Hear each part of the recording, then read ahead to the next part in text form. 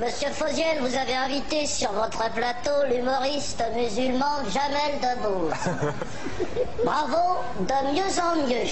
Le service public. À l'heure où le terrorisme, monsieur international, menace nos femmes et nos enfants, vous trouvez judicieux d'offrir la parole à ce moudjahidine du rire. La présence de Jamel Debbouze sur ce plateau est une provocation insupportable.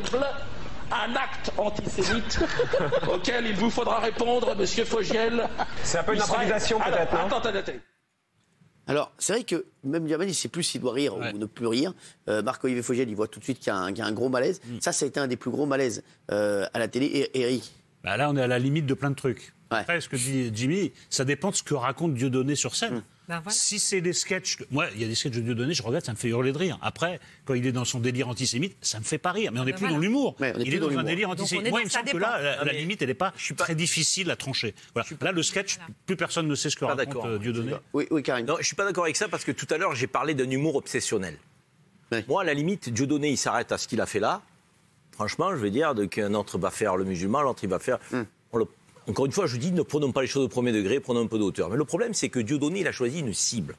C'est ça. Il la lâche jamais. Et plus que ça, il se présente à des élections. C'est un combat politique.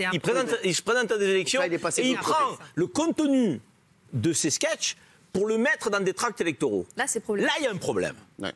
Le mec, il a décidé de franchir le Rubicon de C'est un l'humour cas à part, là, pour aller c'est un au-devant des citoyens, devant le suffrage universel, pour dire, voilà, donc j'ai un combat, c'est effectivement le Proche-Orient, machin et tout. Mais c'est son droit d'avoir ce combat-là. Mais à un moment donné, est-ce que tu dois le matérialiser sous le sceau de l'humour à un moment donné, puis sous le sceau de la politique à un autre moment ? Qu'est-ce qui est de l'humour ? Qu'est-ce qui est de la politique dans ce que tu dis ? C'est plus clair du tout. Non. C'est ça, Dieudonné s'est perdu. c'est pas ça. C'est ça le problème de Dieudonné. S'il vous plaît. C'est ça le problème de Dieudonné, c'est qu'il s'est perdu.